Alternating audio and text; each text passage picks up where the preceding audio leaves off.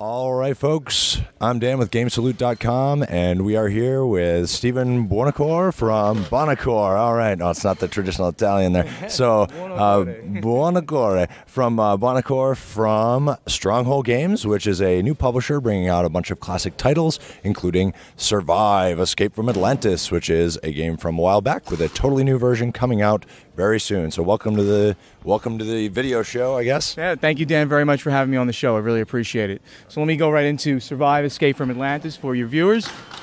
This is a 28-year-old game, actually, that Hasbro Parker Brothers put out, but it has been out of print for 10 years, so it's been very, very back in demand, so we decided to bring this out, completely upgraded in component quality. If you remember from back then, it was all very thin pieces with 1 millimeter thick cardboard for the tiles as well as for the boats. Now the meeples and the seeples, as we're calling them, the sea creatures, are all in wood. The boats are in wood, and the tiles are really interesting. We've gone for 3 different sizes.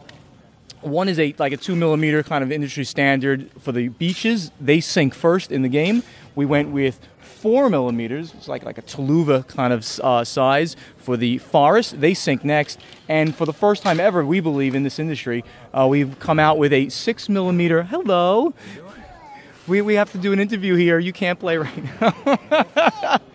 Can you call? Those two guys are swimmers. They are. Children love this game, and your children will too. That's awesome. Okay, we'll do a nice clean cut. 2 millimeter and then just go on to 6.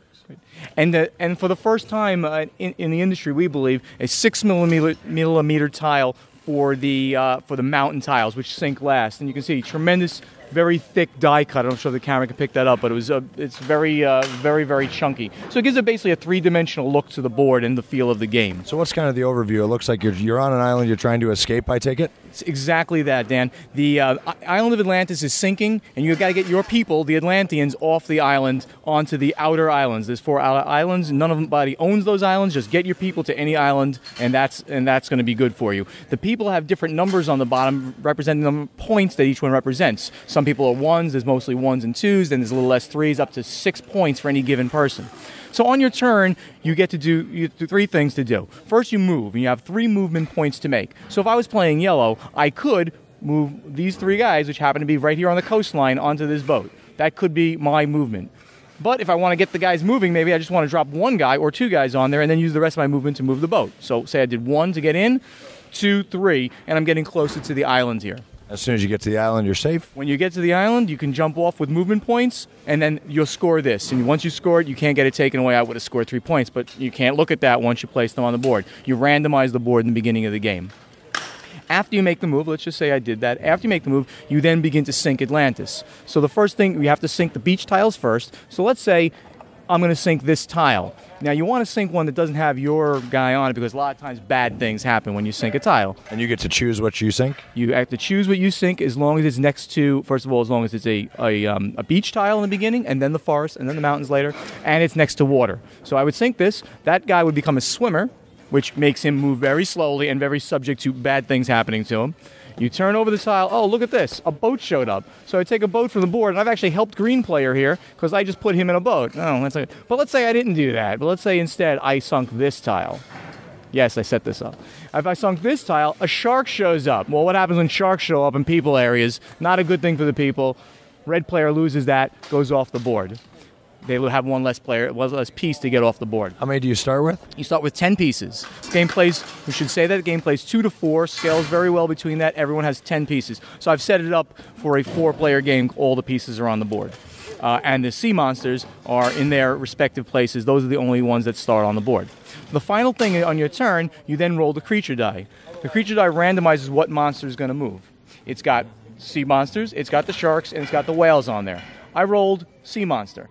Now, since I'm yellow, I don't want to move this any closer. In fact, I might want to move him further away, and that's probably a good move. To move, well, he's 2 away either way. Or so maybe I want to move this sea monster closer to somebody else's stuff that's on this side of the board. So you can use the creatures to attack other people, essentially, or to keep them away from your from your guys as they're moving. Does everybody have their own creature die? Nope, there's one creature die that gets moved around. That shows you whose turn it is. The creatures move at a given rate that's shown in the rules, and of course on the board. Sea serpents are slower, and they're also more dangerous because they attack both swimmers. They'll eat swimmers, and they will attack the manned boat. So if it comes into a space with a manned boat, the boat gets sunk, the guy gets eaten, he's off the board.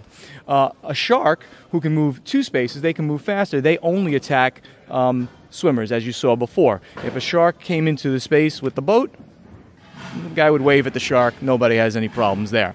Of course, we have the whales. And if the whales, they actually can move up to 3 spaces. So if a whale was here and you got to move him, 1, 2, 3, if he comes into this area, whales capsize manned boats, only manned boats. So the manned boat would go away, and he'd become a swimmer.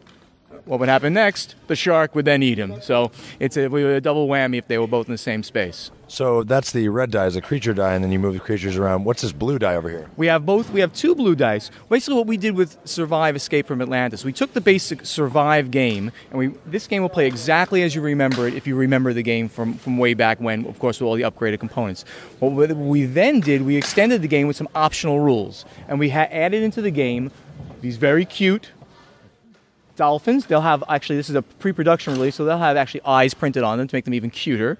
So we'll have the dolphins, and we have dive dice. So the dolphins make it a little bit easier, because when dolphins come into the game, they can protect a swimmer. So if one of your guys ended up swimming, you can then, if he came in, you can put him next to a dolphin, and this dolphin is not going to protect him, so sharks will not be able to eat him. The dolphins keep the sharks and the sea monsters away. That's one thing you would do to use the dolphins.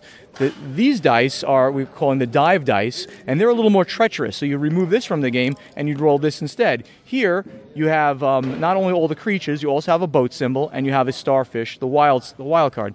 Then you'll be able to either move things 1, 2, or 3, or dive, D for dive. So a sea monster, all of a sudden, which was over here, he could dive to an empty space over here, right next to your opponent's stuff, and then go, hopefully on the next turn, go and chomp on your opponent's stuff. So these are a little more cutthroat and treacherous than the standard die, but give you a little more variability. And we've included, with the game, these dice and the dolphins as basically an expansion, optional rules, optional components for the game. What we've also included is a separate, this is not part of the game, there's a separate product that we're coming out with, a very small expansion, this mini expansion called the Giant Squid. If any of your viewers followed this on The Geek, there was a big controversy because we were actually going to put these very cute-looking squid into the game instead of the whales because, well, you can harpoon whales in this game, and killing whales in the 21st century maybe not as good. So we're going to put the giant squid because who cares about killing a giant squid? But the guys and the geeks and the gals and the geeks said, no, we want the game exactly the way it was. Just we want the whales. Okay, and we put a poll up. The whales did win, so we created a little separate mini expansion. You get little eyes. They're going to have little eyes on them to make them cute, too. 5 giant squid and a little rules packet in there that will be there to add the squid into the game. So that's like you have a few different levels of play. You can play it the basic way, you can play it more advanced, and you can play with the expansion. Absolutely, and tell you how cutthroat you want to be and how crazy. This game is a really, really excellent game, not only for families, because it did come out originally as a children's game.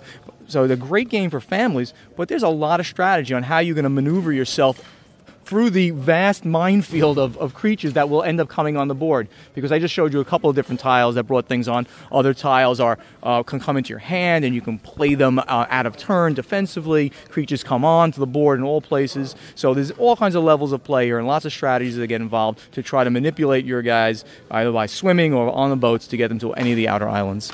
That's great, and it looks like, so even with this pre-production copy, a really thick, good quality board. You've got a really nice pouch there to hold all the pieces. Yep, it's a nice velour pouch. This is actually the full production quality of the game. There's the smallest of changes. The colors of the dolphin and the whale are going to change. They got them wrong, and the little eyes that I mentioned on them. But everything else you see here is going to become part of the game, and the giant squid little mini expansions are available separately. And this plays, you said, for families. So, what's kind of a minimum age that you would play with? This is 8 to adults. So 8. Smart 7-year-olds probably can get into it too. And how many players? The boy there was a little too young. Yeah. And how many players? This is a 2 to 4 player game. Scales very well. I like it with 4 players, a little more cutthroat and lots more action between the players. So that's my favorite. But it's 2 to 4. Scales very well. And about how long does it take to play usually? It's a 30-45 minute game. So that's pretty light, nice and easy. Right. And as Atlantis, then the way the game ends, I should just say that, is after you've sunk all of the beach tiles and after you've sunk all of the forest tiles, you got 8 mountain tiles.